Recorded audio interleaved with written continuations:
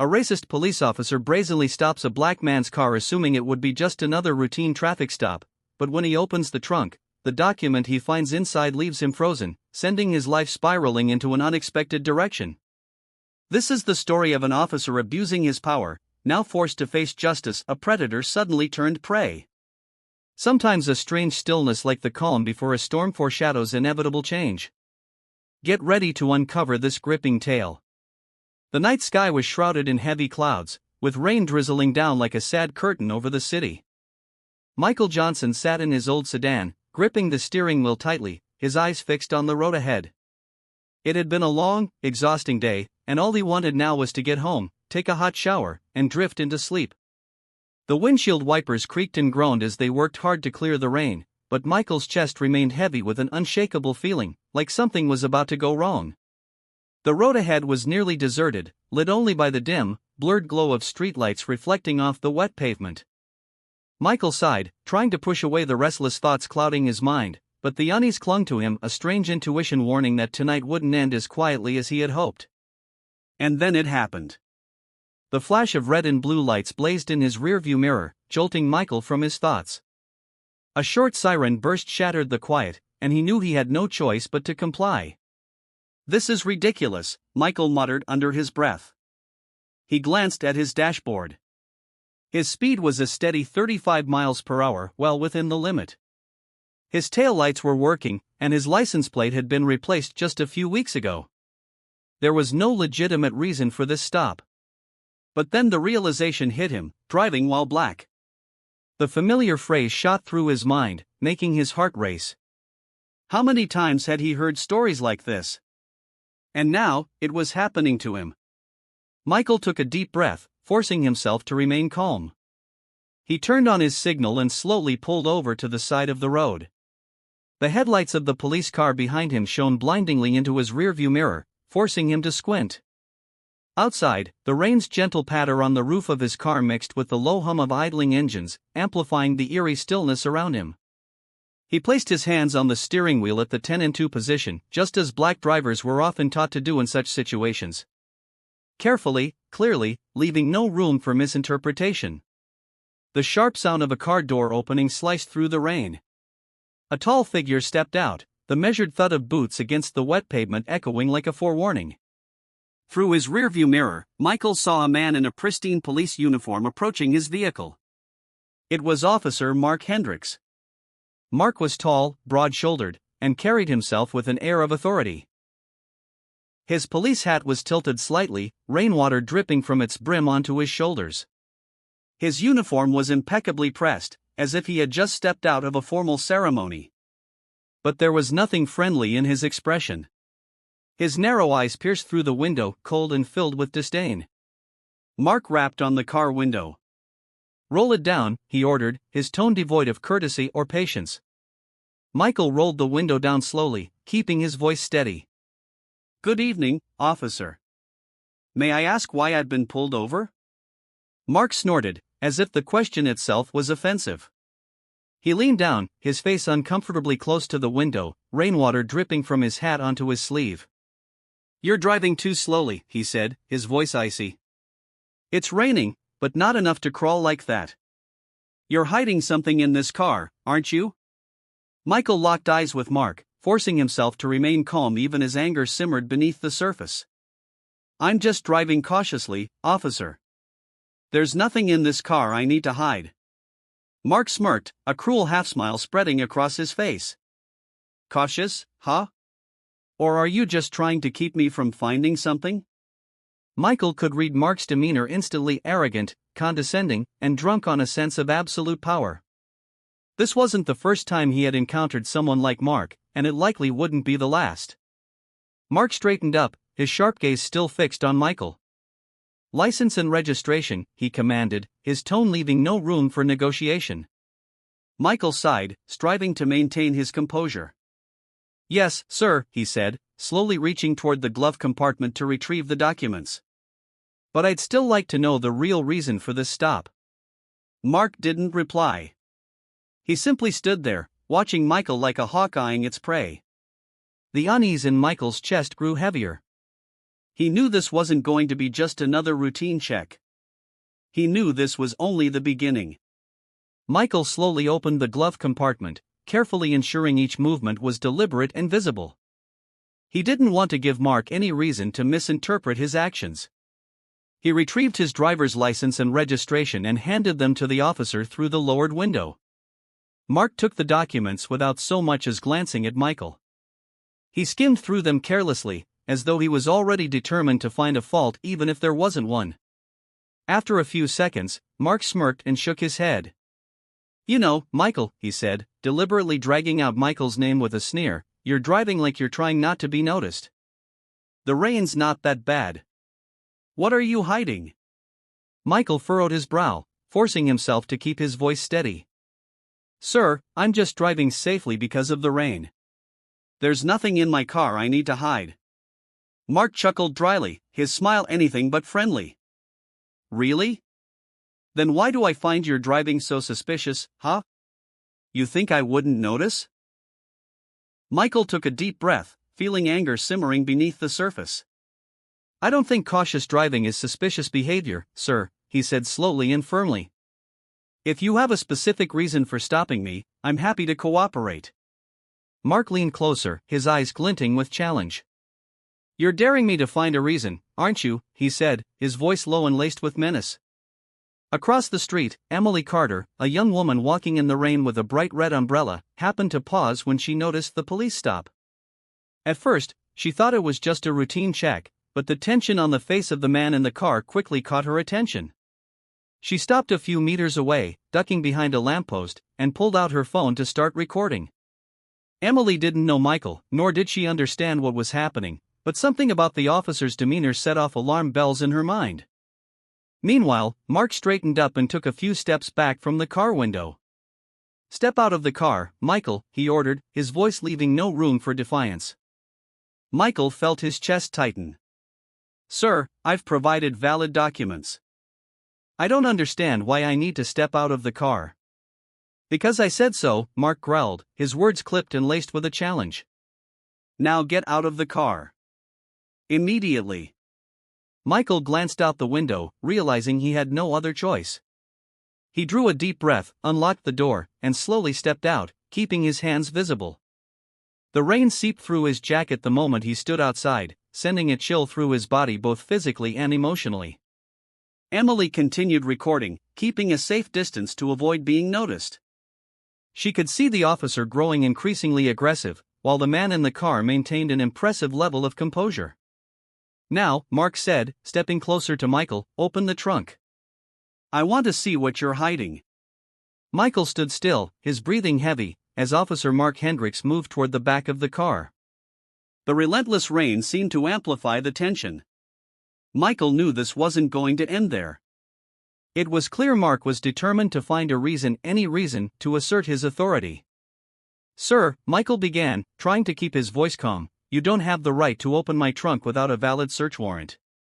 Mark stopped mid-step and turned to glare at Michael with contempt. "Listen here, Michael. Do you think I don't know what I'm doing?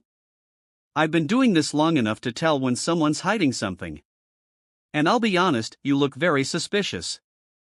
Michael raised an eyebrow, his anger beginning to rise. "Sir, driving slowly in the rain isn't suspicious behavior. If you don't have a valid reason, you're abusing your authority."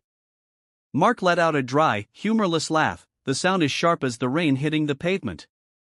"Abusing authority? I think you don't understand who's in charge here."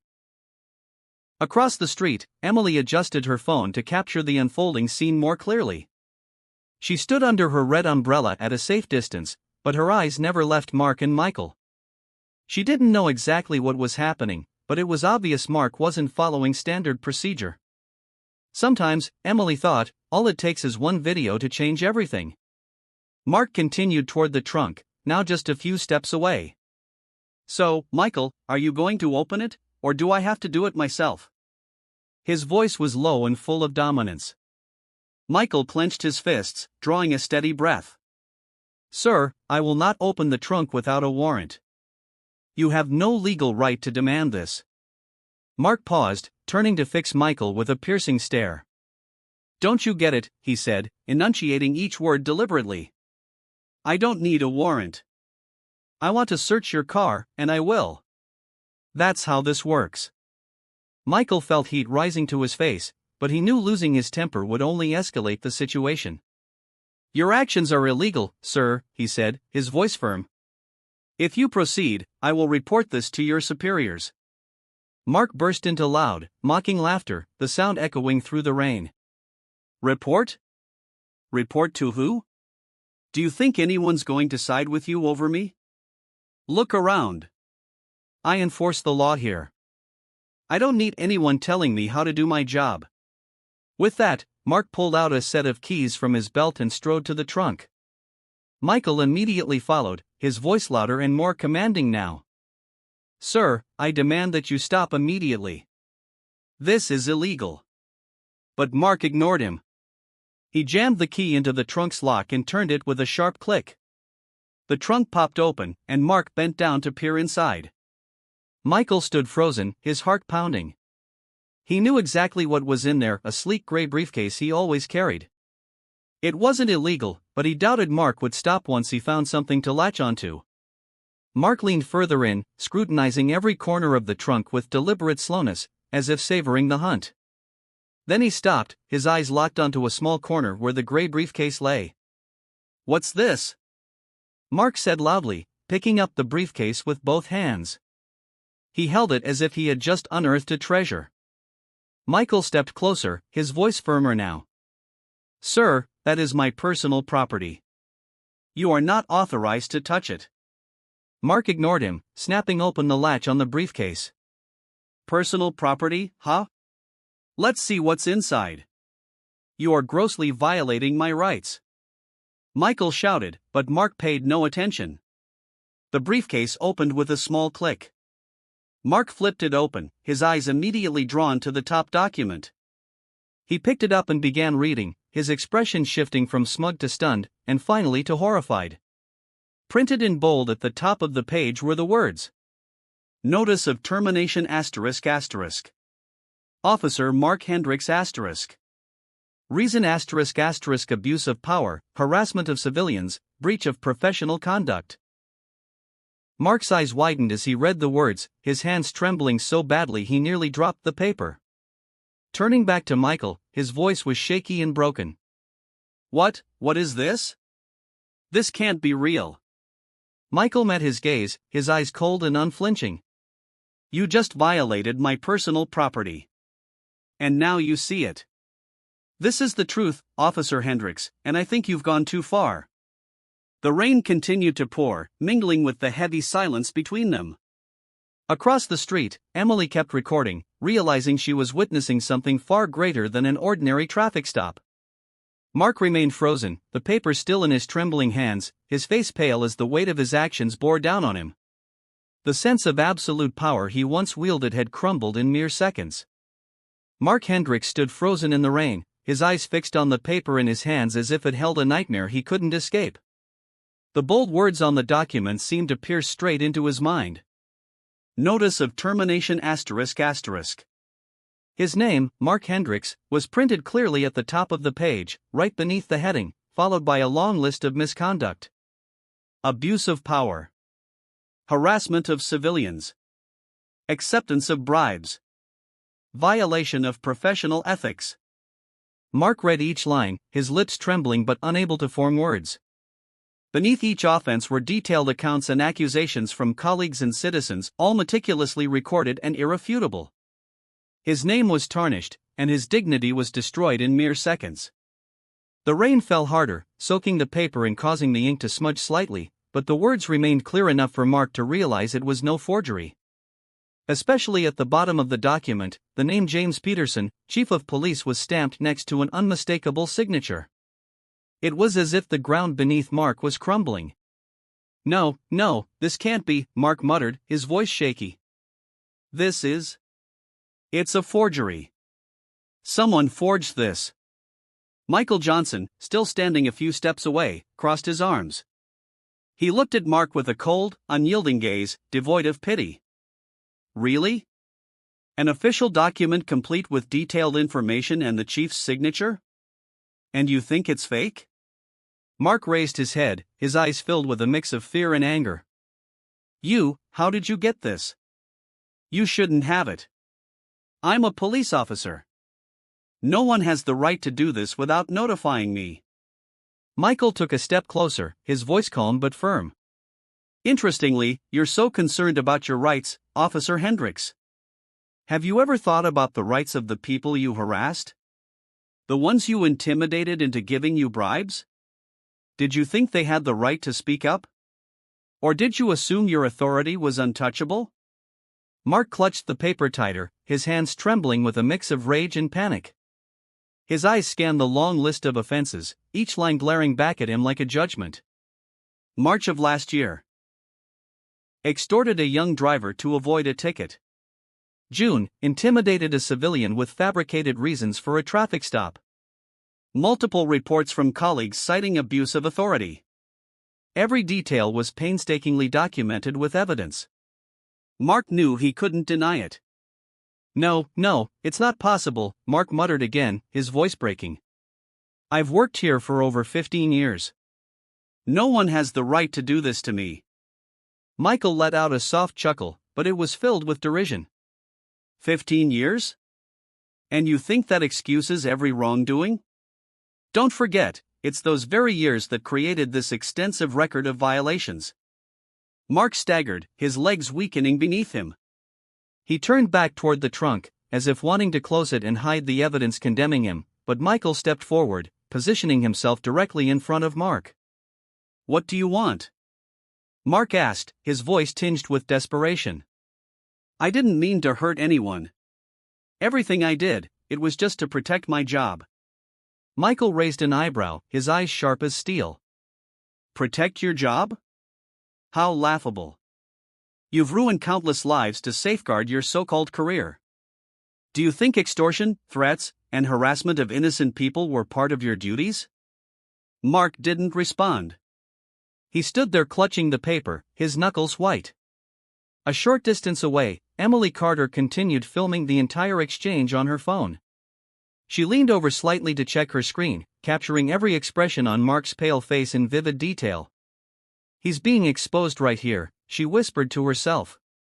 Mark raised his head again, his eyes now devoid of arrogance, replaced only by fear and despair. Please, he croaked, his voice hoarse. Michael, you have to understand. I don't want this to happen. We can work this out quietly, can't we? Michael's lips curled into a faint, humorless smile. Work it out? Do you think this is negotiable? If you weren't a police officer, do you think your actions would be forgiven? Mark bit his lip, lowering his head. He didn't know what else to say. The evidence in his hands was overwhelming. Michael took another step closer, his voice resolute. Today, Officer Hendricks, the power you've abused for so many years will no longer shield you. You've destroyed countless lives just to serve your selfish ego. But now, the game is over. Mark Hendricks stood motionless in the rain, his eyes wide as they scanned the document in his hands as though hoping it would somehow vanish. But every word on it was starkly clear, undeniably real. He felt his world collapsing around him in the cold, unrelenting downpour. No, this can't be right. This can't be true, he mumbled, his voice trembling, stripped of its former arrogance. He looked up at Michael, as if searching for salvation. You have to help me. This is just a misunderstanding, a mistake. I didn't mean to do anything wrong. Michael didn't move. He stood firm, arms crossed, his cold gaze cutting straight into Mark. A misunderstanding? A mistake? Michael repeated, his voice low and steady. Do you think all your actions over these years amount to just a mistake? Mark swallowed hard, trying to steady himself, but his voice grew more desperate. Michael, you don't understand. I was just doing my job. Sometimes we have to use tough measures to keep things under control. I never intended to hurt anyone. It's just... Michael interrupted him with a piercing stare. You didn't intend to hurt anyone? What about the people you extorted, threatened, and took bribes from? Did you think they didn't feel hurt? You've destroyed countless innocent lives, all in the name of control. Mark shook his head, his hands trembling as he clutched the paper like a lifeline. I know I've done wrong. But you have to understand, I didn't mean for it to go this far. I was just trying to hold on to my job. Please, Michael, please don't let this ruin me. Michael sighed, his gaze softening just slightly with pity, though his voice remained firm. Mark, the problem isn't your job. The problem is that you turned your job into a weapon to threaten and control others. You made it a tool to serve yourself, not the community you swore to protect. Mark looked at Michael, his eyes filling with tears, not of remorse, but of fear for the consequences. Michael continued, his voice unwavering. You should have realized that the uniform you wear isn't power. It's responsibility. And you've betrayed that responsibility. In the distance, Emily Carter kept recording. She couldn't believe what she was witnessing, a once arrogant, powerful officer now utterly broken in front of the man he had tried to intimidate. Mark's hands fell limply to his sides, the document now crumpled and soaked by the rain. He looked at Michael, his eyes filled with desperation. Michael, please don't do this. I'll do anything to make it right. Michael didn't flinch. He stepped closer, standing tall before Mark, his gaze unwavering. Mark, you've had countless chances to make things right. But you didn't. And now, it's too late. Mark Hendricks stood frozen, completely motionless, as a voice called out from across the street, breaking the suffocating tension. Officer Hendricks, I think you've done enough. Both Mark and Michael turned toward the source of the voice. Emily Carter was walking toward them, her eyes filled with resolve. She held a bright red umbrella, standing out against the heavy downpour, her other hand gripping a phone that was still recording. Each step she took was confident, almost like a declaration of defiance. Who are you? Mark growled, his voice sharp but unsteady. He wasn't used to being challenged, especially not by an outsider. This is police business, you have no right to interfere. Emily stepped closer, stopping just a few feet away from Mark. She raised her phone, its screen blowing under the glare of the patrol car's headlights. I'm Emily Carter, and I've recorded everything, from the moment you stopped this man without just cause, to you searching his belongings without a warrant. It's all documented. Mark froze, his gaze locked on the phone, and the realization hit him like a tidal wave. Every single one of his actions had been captured. Panic swelled in his chest, threatening to overwhelm the facade of authority he had clung to. What do you think you're doing? Mark stammered, trying to maintain a tone of authority. This is police work, you're not allowed to record me. That's obstruction of an investigation. Emily raised an eyebrow, her steady gaze unwavering. Obstruction? That's interesting. I don't see a legitimate investigation happening here. What I do see is a corrupt officer abusing his power and harassing an innocent citizen. And as far as I know, I have every right to document that. Mark stepped forward, attempting to exert pressure. Hand over that phone immediately, he ordered, his voice betraying his growing unease. That's evidence in an ongoing investigation, you can't keep it. Emily didn't back down, nor did she flinch. This phone is my personal property, and the video will be sent directly to Chief Peterson if necessary. I'm fully prepared to testify in court to ensure your misconduct isn't swept under the rug. Michael stood by, observing silently. He understood that Emily's presence had shifted the balance. This was no longer a standoff between him and Mark now. Mark had to face justice, represented by an irrefutable witness. Mark clenched his teeth, trying to reclaim some semblance of authority. You don't understand the trouble you're causing. If you submit that video, I'll not only lose my job, but also face lawsuits. Do you realize what that will do to my family? Emily frowned, her expression devoid of sympathy. Your family? What about the families you've destroyed? The people you extorted, harassed, and took bribes from? They had families and lives, and you didn't care about them. Mark balled his fists, his eyes filled with anger but unable to act. He knew that any rash move would only worsen the situation. Michael, he turned, his voice now pleading, you can do something. We can work this out, right?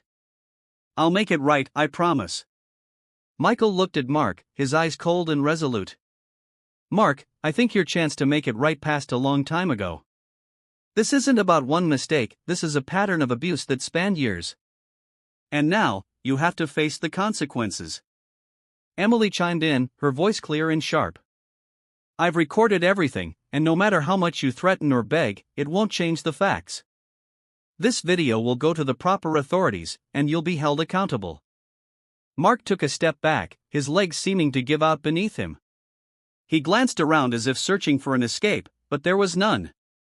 The rain poured harder, drowning him in a sense of helplessness. I need this job, Mark murmured, his voice breaking as though he were on the verge of tears. It's all I have. Michael stepped forward, locking eyes with Mark. You had every opportunity to keep this job, Mark, but you abused it, turning it into a tool to threaten and harm others. And now, you have no one to blame but yourself. Emily lifted her phone higher, as if to make a final statement. Justice will be served, and there's nothing you can do to stop it. Mark Hendricks hung his head, his shoulders weighed down as though carrying the weight of the world. The rain continued to fall, but it was no longer his concern. His mind was consumed by the realization of his irreparable downfall. You don't understand, Mark said, his voice low and weary. He raised his head to look at Michael, his eyes a mix of anger, despair, and a flicker of regret. I didn't start like this. I used to be a good cop. Michael crossed his arms, standing firm. He didn't respond, simply watching Mark with a cold, focused gaze, as though waiting to hear how he would justify himself. Mark took a deep breath, trying to steady himself amidst the relentless downpour. When I first joined, I wanted to help people, Mark began, his voice shaking. I worked hard to maintain order, to protect the community. I thought I could make a difference. Emily, still holding her phone, frowned. So what changed, Mark? What turned you into who you are now? Mark looked at Emily but quickly averted his eyes, as if the question was too difficult to confront. He stayed silent for a long moment before finally speaking. Life isn't that simple. When you're out there every day, dealing with the dirtiest parts of society, it changes you. Then the pressure starts building, pressure from superiors, from family, from yourself. Michael shook his head slightly, his tone filled with skepticism. And that pressure led you to take bribes, abuse your power, and harass others? Mark narrowed his eyes, his hands clenched tightly as though trying to suppress his anger. I didn't want to do it, he shouted, though his voice quickly dropped to a near whisper. At first, I thought I could control it, a few times taking money from people who wanted to avoid trouble. I didn't think it would become a habit. But then it just kept going, the money, the power, it all blurred together. I don't even know who I am anymore. Emily looked at Mark, her expression a mix of curiosity and disappointment. So why did you keep going? For the money, the power, or did you think you'd never get caught? Mark didn't answer immediately. He stood there, letting Emily's questions linger in the air, as though even he didn't know the answer. After a while, he spoke, his voice rough and strained. Maybe all of it. Maybe I just got caught up. I know I'm wrong.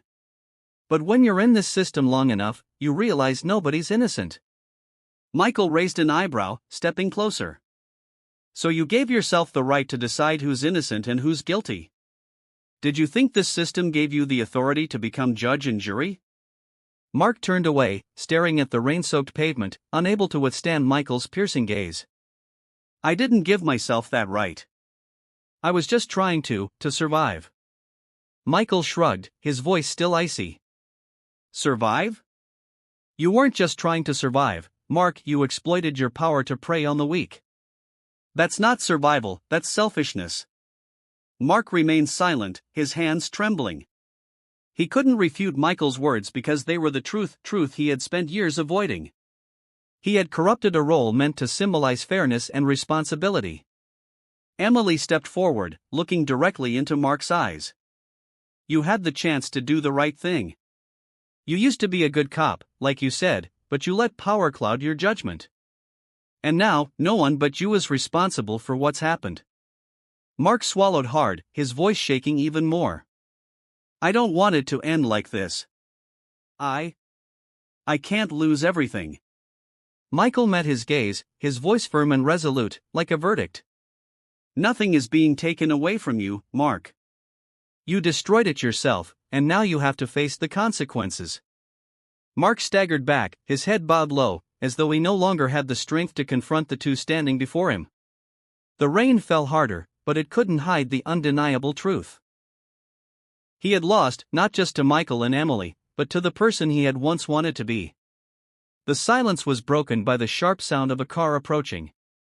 A second police vehicle pulled up, its headlights slicing through the rain.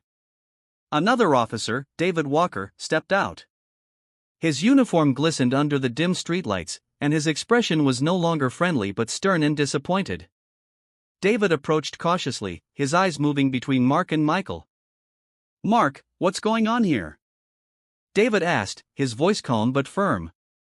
Mark spun toward David, his face a mix of desperation and anger.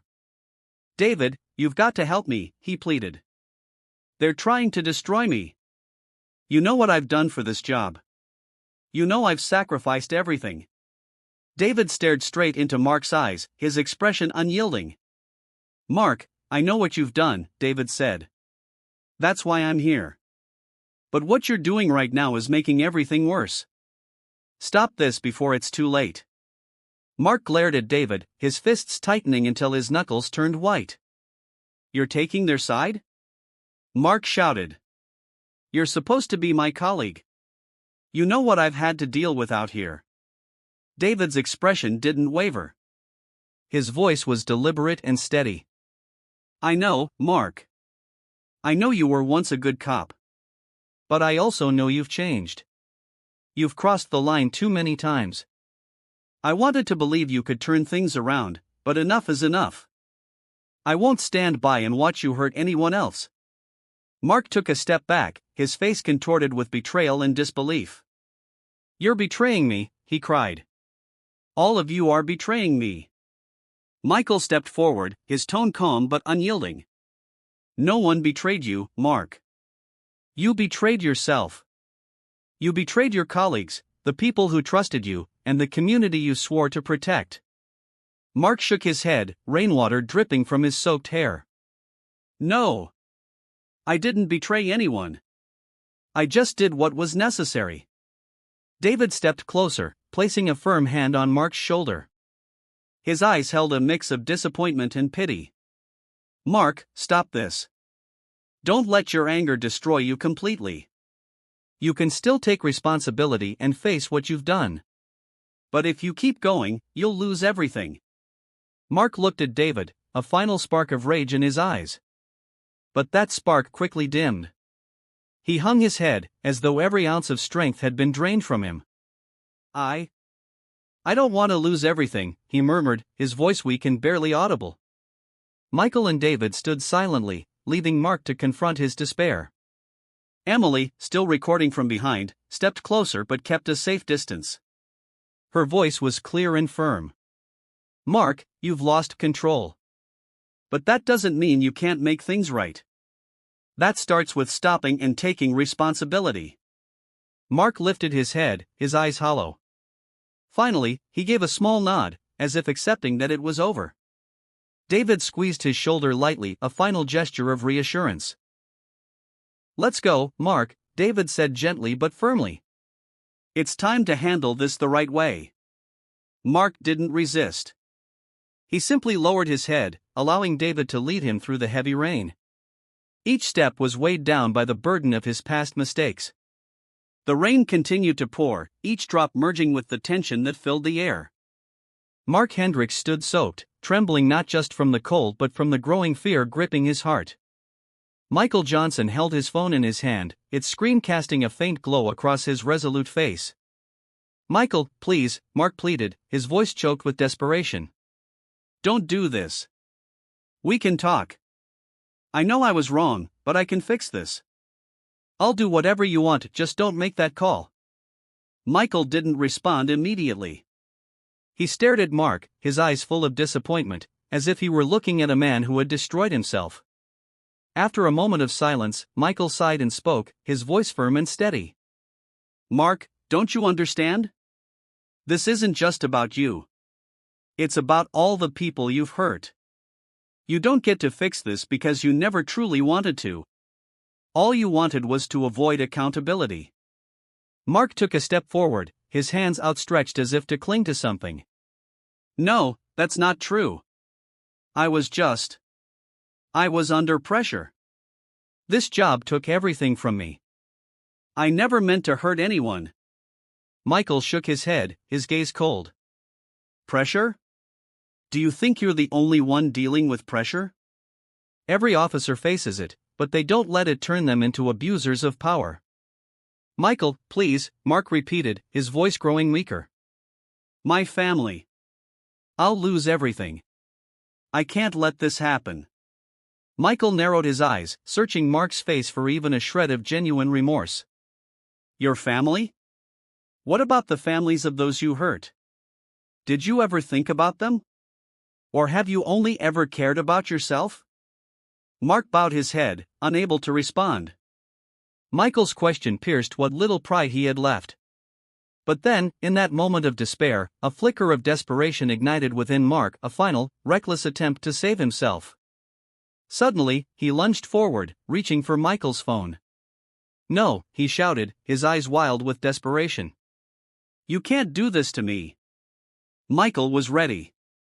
He stepped back quickly, holding the phone securely in his grip. Before Mark could try again, a firm hand gripped his shoulder and yanked him backward. Stop it, Mark, boomed David Walker's voice, cutting through the downpour like a thunderclap. David stepped between Mark and Michael, his eyes stern and commanding. Mark spun to face David, his bloodshot eyes blazing with a mixture of fury and fear. You don't understand, David. I can't lose everything. I can't let them destroy me.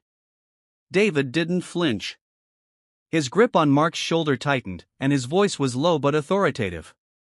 Mark, no one's destroying you. You did this to yourself, and now you need to face the consequences. Michael stood still, his gaze shifting between Mark and David, gauging the situation. Seeing that Mark had been subdued, Michael took a deep breath and began dialing a number on his phone. The line was picked up quickly, and a familiar voice came through. Chief Peterson here, said the voice on the other end. Michael's voice was calm but resolute. Chief, I'm here with Officer Mark Hendricks. I need to report that he has committed serious violations, including invading my personal property without a warrant, abusing his authority, and attempting to escalate to violence. I'm requesting his immediate suspension. There was a brief pause on the other end before Chief Peterson replied, his tone grave but firm. I understand, Michael. Hendricks has been a concern for some time, and your report only confirms my suspicions. I'll suspend him immediately and notify HR to handle the necessary procedures. Mark collapsed to his knees as he heard those words. He knelt on the wet asphalt, his hands clutching his head, unable to accept the reality. No, please, he muttered repeatedly, his voice breaking. Michael took another deep breath and continued speaking to the chief. Thank you, Chief. I also have a witness who recorded the entire incident. I'll send the video to you to assist with the investigation. Good work, Michael, Peterson responded. You did the right thing. Don't let this discourage you, you're a vital part of this reform effort. Michael ended the call, his eyes turning toward Mark, who remained kneeling in the rain, utterly broken. Mark, Michael said, his tone softer but unwavering, this isn't what I wanted, but it's what needed to happen. Justice isn't always comfortable, but it's always necessary. David nodded, looking at Michael with respect. You did the right thing, Michael. I'll make sure he surrenders his badge and weapon immediately. Mark didn't say another word. He sat on the ground, rainwater mixing with the tears streaming down his face. The police uniform he once wore with pride was now soaked and crumpled, a symbol of his failure. He had no strength left to stand, no excuses left to offer. All that remained was a hollow feeling and the inescapable truth that it was all over. Michael Johnson stood before Mark, his gaze steady, no longer angry, but resolute. He stepped closer, stopping just a few feet away. The rain didn't deter him, and his voice cut through the heavy atmosphere with conviction. Mark, do you know what that uniform represents? Michael began, his tone calm but weighted. It's not just clothing. It's a symbol of responsibility. It stands for to protect and serve. But what did you do with it? Mark lifted his red, desperate eyes to Michael. I know I did wrong, he said, his voice trembling and hoarse. But I never thought it would go this far. Michael's expression didn't waver. He locked eyes with Mark and continued. You didn't think it would go this far, Mark? You had so many chances to stop, to make it right, to remember that your job was to protect the community. But instead, you used your power to abuse, to intimidate, to instill fear. Did you think that could last forever? Mark hung his head, unable to meet Michael's gaze. He clenched his fists as if trying to hold on to the remnants of his pride. I didn't mean to, he admitted, his voice barely audible over the rain. I was under pressure. I just wanted to keep my job. Keep your job by hurting others? Michael interrupted, his voice sharper now. That uniform isn't a shield to cover your misconduct. It isn't a tool for you to harm the community you swore to protect. David Walker, standing behind Mark, spoke up, his voice low and authoritative. Mark, Michael is right. You're not the only one who faces pressure in this job. But you let power cloud your judgment. You forgot that you're not above the law, you're meant to uphold it. Mark trembled, as though the words from David and Michael were peeling away the protective shell he had built around himself. I made mistakes, he admitted, his voice shaking. I know that. But now I have nothing. I can't fix it. Michael sighed, his tone softening slightly. You're right, Mark. In this organization, you won't have the chance to fix it. But that doesn't mean you can't start over as a person, not as a cop. But first, you need to face the consequences. Only then can you move forward. Mark slumped, his hands falling limp. For the first time in years, he felt utterly exposed to the truth. I ruined everything, he muttered, his voice heavy with self-reproach. I don't deserve to wear this uniform anymore. Michael nodded, his gaze filled with deep disappointment, tinged with pity. You're right, Mark. But whether you deserve it or not, that was a decision you made long ago. David stepped forward, placing a hand on Mark's shoulder. Let's get you back to the station. It's time to turn in your badge and weapon. Mark didn't resist. He nodded slowly, rising to his feet with great difficulty, his steps weighed down by the burden of his past mistakes. As David led him away, Michael watched in silence, his expression contemplative. Emily Carter turned off the recording on her phone and stepped beside Michael. She gazed at Mark's retreating figure in the rain, her voice soft yet thoughtful. Do you think he'll change? Michael exhaled deeply, his eyes fixed on the gray sky. I don't know, Emily. That's something only Mark can decide. But I do know one thing, today, justice prevailed. Michael stood motionless in the rain, his eyes following the retreating figure of Mark Hendricks as David escorted him away. Mark's downfall brought Michael no sense of victory. Instead, it weighed on him, a reminder of the greater responsibility to ensure this story wouldn't repeat itself with someone else. Emily Carter stepped closer, her gaze filled with curiosity and a hint of empathy. Michael, this reform plan, how big is it? Michael turned to look at Emily, a faint smile crossing his face, though his eyes remained serious. It's huge, he said. This isn't just about Mark. It's about an entire system. We know Mark isn't the only one abusing power. And that's why I'm here. Emily frowned slightly, tilting her head. What do you mean, that's why you're here? Michael nodded as if to confirm her suspicions. I wasn't just randomly caught up in this, Emily. The documents Mark found in my trunk weren't just about the reform plan, they included a list of individuals in the police department currently under investigation for misconduct. Mark was the first name on that list. Emily's eyes widened in surprise. You brought those documents with you, on purpose? Michael nodded. Yes. It was the only way to draw people like Mark out. He couldn't resist abusing his power, and that's what exposed everything. But this is only the first step. Emily blinked several times, processing what she just heard. Weren't you afraid? Carrying sensitive documents like that, you could have been in danger. Someone else could have found out. Michael shrugged, his tone calm but firm. Danger is part of this job. But sometimes, to change a system, you have to take risks. More importantly, stories like this are necessary to wake up the community and create pressure for the system to reform itself. Emily looked at Michael, her expression shifting as realization dawned on her. She understood she was standing in front of someone who wasn't just a victim of this story but a catalyst for change. So what's the next step? Emily asked, her voice tinged with curiosity. Michael smiled, but it was a determined smile. I'll keep doing my job. And I hope you'll do yours. Share this story not just to expose the truth but to remind people that no one is above the law, not even those entrusted to uphold it. Emily nodded, her eyes lighting up with resolve. Don't worry. I'll make sure people hear about this. Michael turned away, heading toward his car. Before stepping inside, he glanced back at Emily. Thank you, Emily. Sometimes a brave witness is all it takes to change everything.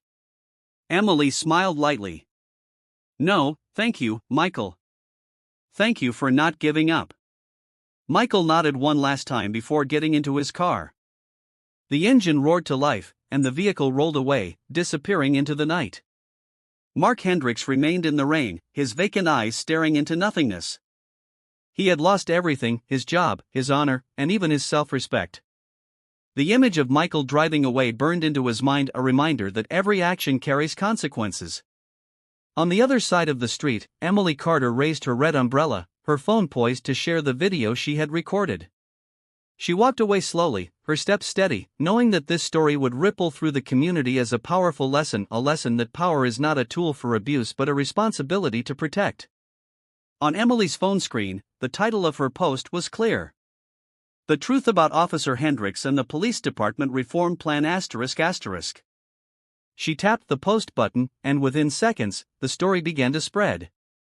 Comments and shares poured in like a wave, unstoppable. In the distance, the first light of dawn crept over the horizon, breaking through the long night's darkness. And in that faint light, the story of justice, accountability, and change had officially begun. The story of Michael, Mark, and Emily isn't just about justice. It's a powerful reminder that power should never be abused. If you were in Michael's position, what would you do? Would you have the courage to stand up to injustice as he did? Share your thoughts in the comments below, we'd love to hear from you. Don't forget to like and share this video to spread the message, and subscribe to our channel so you won't miss more meaningful stories like this one. Thank you for watching, and we'll see you in the next video.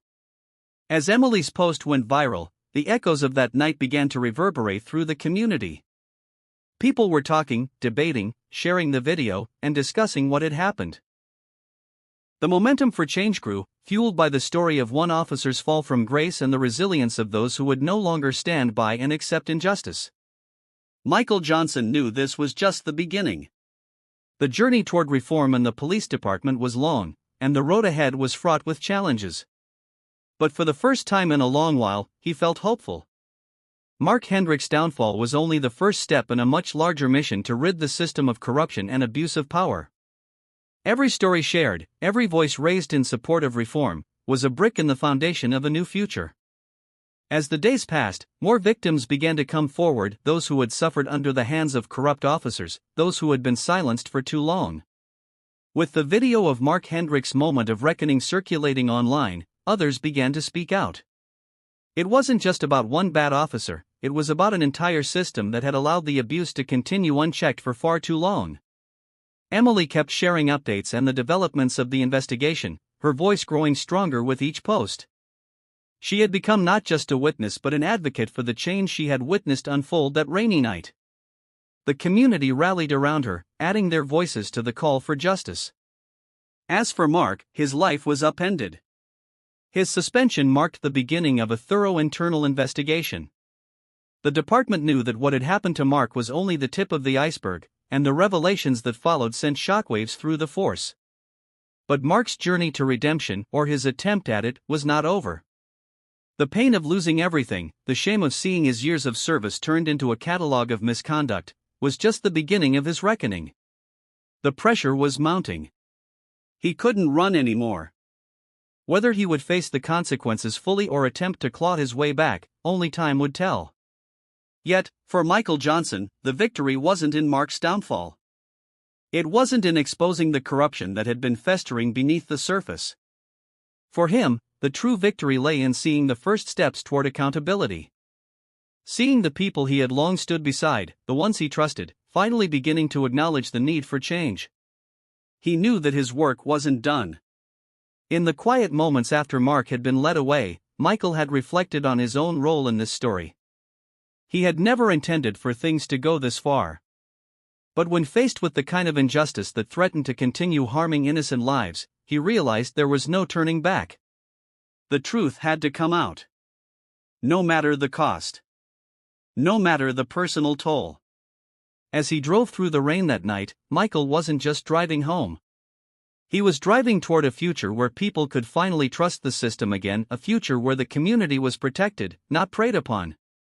And he would be there every step of the way. The rain had stopped by morning, leaving behind a glistening, wet cityscape that seemed to glimmer with promise. The first rays of sunlight peeked through the clouds, and the world felt just a little bit different. A small, quiet victory had been won, but the road ahead was long. Mark Hendricks' story was just one chapter in a larger narrative, one that had been written for years by people like Michael and Emily, who refused to accept the status quo. It was a story of change, of resilience, of justice, and, ultimately, of hope. Thank you again for watching. This story is a reminder that one voice, one act of courage, can make a difference. You don't have to stand alone. Together, we can hold those in power accountable and fight for a system that works for everyone. Stay strong, stay vigilant, and never forget that change is possible.